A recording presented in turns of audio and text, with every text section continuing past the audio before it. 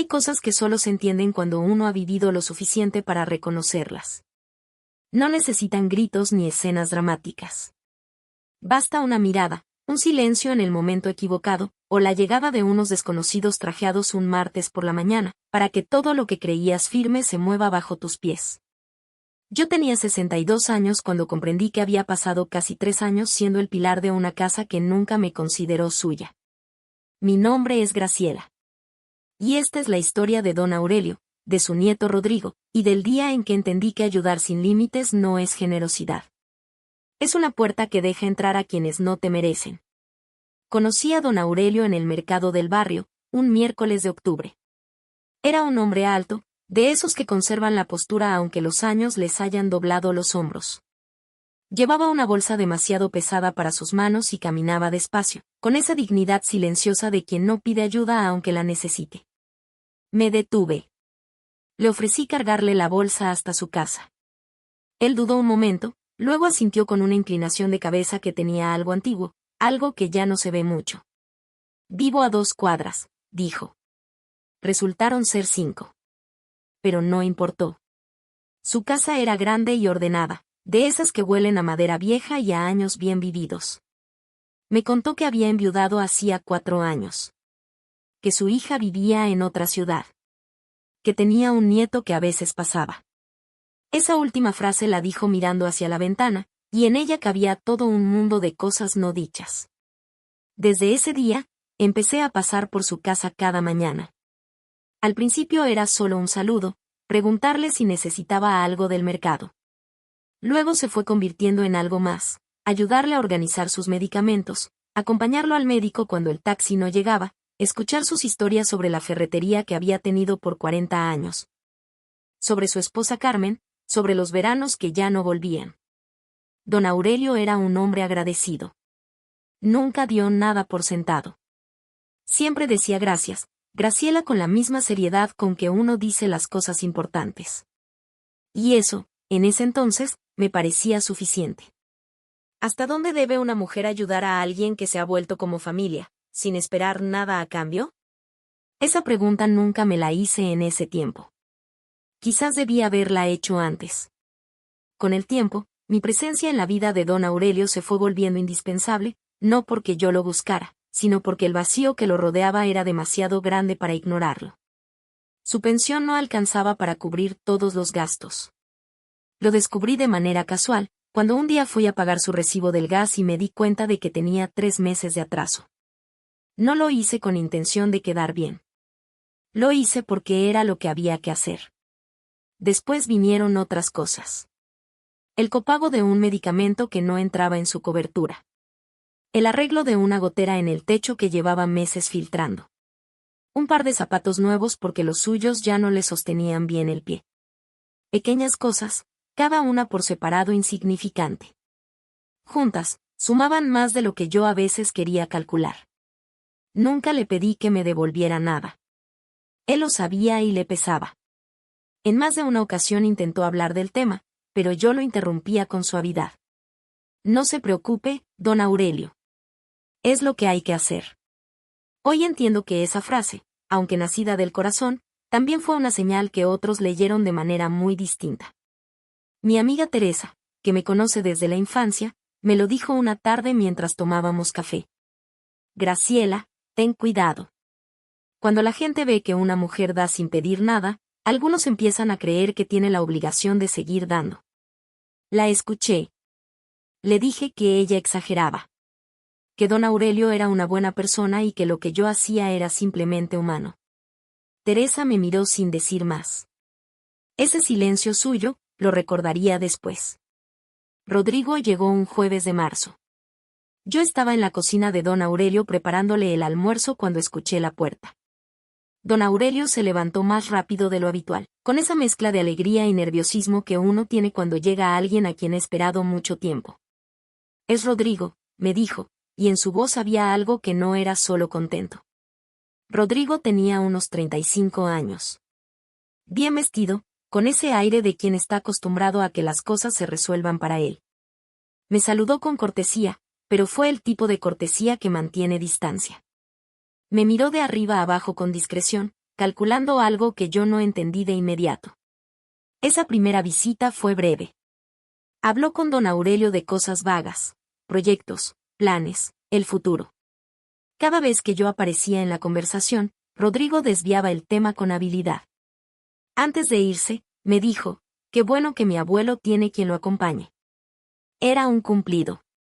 Pero había algo debajo que no terminaba de sentirse bien. Don Aurelio, cuando Rodrigo se fue, quedó callado un rato largo. Luego dijo, es buen muchacho. Solo que a veces no sabe lo que tiene. No le pregunté qué quiso decir. Pero lo pensé mucho esa noche.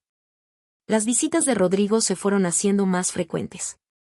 Y con cada visita, algo cambiaba en la casa de don Aurelio, de forma tan gradual que al principio no lo vi con claridad. Empezaron a llegar papeles. Don Aurelio me los mostraba con una expresión entre confiada y confundida. Rodrigo dice que esto es para proteger mis bienes, me explicaba. Dice que hay que poner todo en orden. Yo no era abogada ni contadora.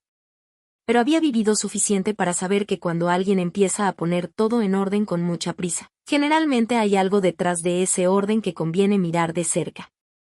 Le sugerí con cuidado que consultara con alguien de su confianza antes de firmar cualquier cosa.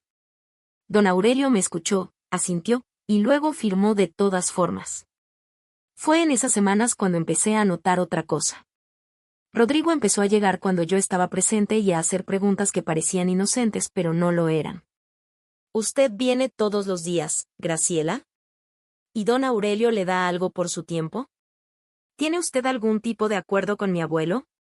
Las preguntas eran educadas. La intención no lo era. Si alguna vez te hicieron sentir invisible dentro de la casa de alguien a quien querías, sabes exactamente de lo que hablo. Era un martes ordinario. Llegué a la casa de don Aurelio a las 9 de la mañana, como siempre. Llamé a la puerta. Nadie abrió. Esperé. Volví a llamar. Después de unos minutos, la puerta se abrió, pero no fue don Aurelio quien abrió. Fue un hombre joven con traje oscuro que yo no había visto nunca. ¿Usted es Graciela?, me preguntó. Sí, respondí. El señor Rodrigo la espera adentro. Entré. En la sala estaban Rodrigo, otros dos hombres con maletines y, en su sillón de siempre, don Aurelio. Tenía una expresión que nunca le había visto. Era la expresión de alguien que sabe que algo está mal pero no sabe cómo detenerlo. Rodrigo me ofreció asiento con excesiva amabilidad. Luego, sin rodeos pero con palabras muy cuidadas, me explicó que a partir de ahora la situación de su abuelo iba a ser manejada por la familia directa y los profesionales correspondientes. Que don Aurelio ya no necesitaría ayuda externa. Que agradecían todo lo que yo había hecho pero que era momento de que las cosas se normalizaran. Me quedé callada un momento. Luego le pregunté, con la misma calma con que él había hablado, ¿don Aurelio está de acuerdo con esto? Hubo un silencio breve pero pesado. Don Aurelio no me miró. Miró el suelo. Y en ese silencio entendí todo. Uno de los abogados tomó la palabra. Me habló de situaciones que pueden volverse complicadas legalmente. Me habló de vínculos informales que generan expectativas. Me habló de la importancia de mantener límites claros entre lo personal y lo económico. Rodrigo añadió, con una sonrisa que pretendía ser conciliadora, no queremos que esto se malinterprete, Graciela. Usted ha sido muy buena con mi abuelo. Pero entenderá que la familia tiene que tomar decisiones. Después de todo, nosotros somos los responsables de él. Después de todo lo que ustedes han hecho por él, quiso decir. Pero no lo dijo, porque no tenía nada concreto que decir. Yo respiré. Miré a don Aurelio, que seguía sin levantar la vista. Y luego dije, con toda la calma que pude sostener, don Aurelio, si usted me dice que esto es lo que quiere, yo lo respeto. Pero necesito escuchárselo a usted. El anciano levantó la vista. Vi algo en sus ojos que no era acuerdo. Era resignación. Y vergüenza. Graciela, empezó a decir. No tiene que explicarme nada, lo interrumpí suavemente. Solo dígame si esto es lo que usted quiere. Hubo otro silencio.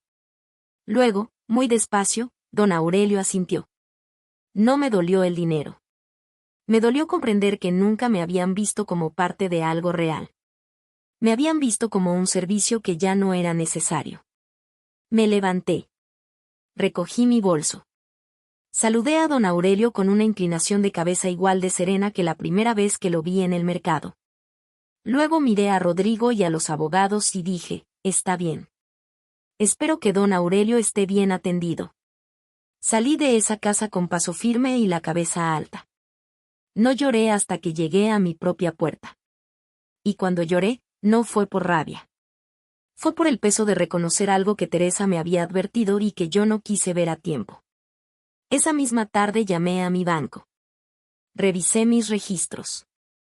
Reuní los comprobantes de todos los pagos que había hecho a lo largo de casi 3 años, recibos de servicios, facturas de medicamentos, notas de compras. Los guardé en una carpeta, no por revanchismo, sino porque siempre es importante saber qué es verdad y qué no. Luego llamé a Teresa y le conté todo. Ella escuchó en silencio hasta el final. Y cuando terminé, dijo, lo que hiciste hoy fue lo más difícil. Y lo hiciste bien. A veces una sola frase de alguien que te conoce de verdad vale más que cualquier otra cosa. 3 días después, don Aurelio me llamó al celular. Su voz era la de siempre, suave y cansada. Me dijo que lo perdonara, que él no había querido que las cosas pasaran así, que Rodrigo le había dicho que era lo mejor y que él ya no tenía fuerzas para discutir. Le dije que no había nada que perdonar. Que lo entendía. Y que esperaba que estuviera bien. No volví a su casa. Una semana después, Rodrigo me mandó un mensaje. Decía que habían revisado la situación y que quizás habían actuado con demasiada brusquedad. Que si yo quería, podía seguir visitando a don Aurelio de forma ocasional. Lo leí 2 veces. Luego lo guardé sin responder. No era sobre visitas ocasionales. Nunca lo fue. 2 semanas después, recibí una llamada de una mujer que se presentó como empleada del banco donde don Aurelio tenía su cuenta. Me dijo que don Aurelio la había autorizado a contactarme porque quería que yo supiera que había habido movimientos importantes en su cuenta en las últimas semanas. Y que él había preguntado específicamente si yo tenía acceso a esa información. No la tenía. Nunca la había tenido. Pero esa llamada me confirmó algo que ya intuía. Rodrigo no había llegado a ordenar la vida de su abuelo. Había llegado a ordenar lo que quedaba de ella. Un mes después del martes de los abogados, me crucé con Rodrigo en la farmacia del barrio. Fue un encuentro casual, de esos que uno no puede evitar. Me saludó con incomodidad evidente. Yo lo saludé con tranquilidad. Él intentó pasar rápido. Pero algo lo detuvo. Quizás fue la serenidad con que yo lo miré. Quizás fue la culpa, que a veces pesa más que el orgullo.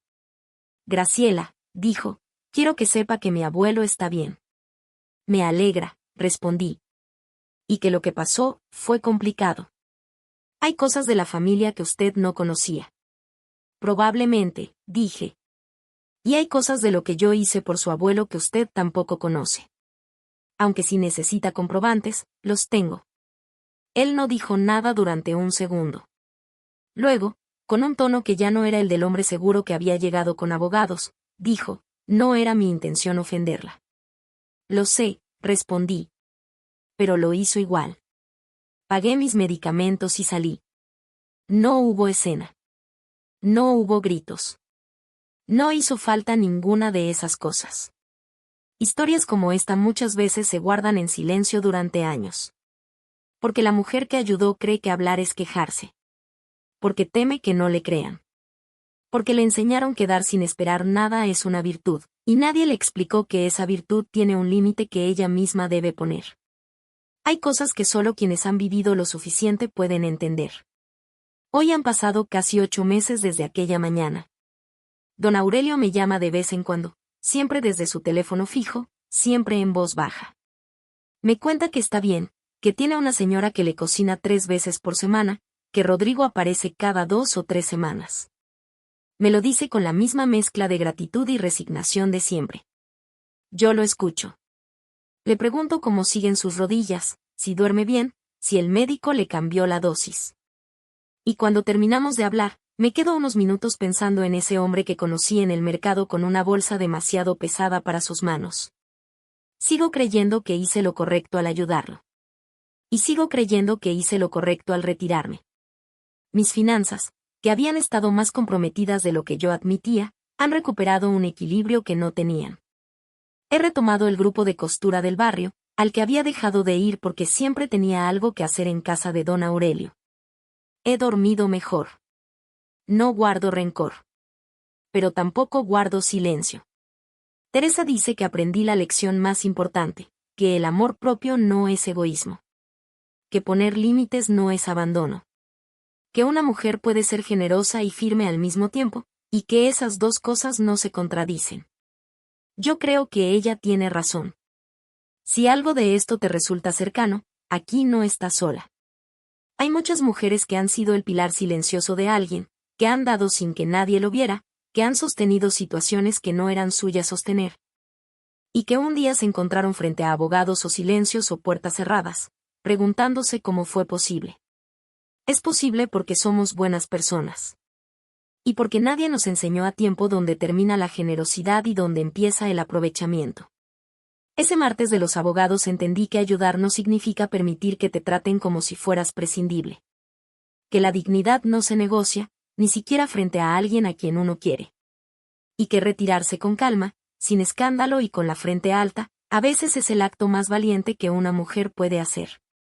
A veces la mayor lealtad es hacia una misma. ¿Tú qué habrías hecho en mi lugar?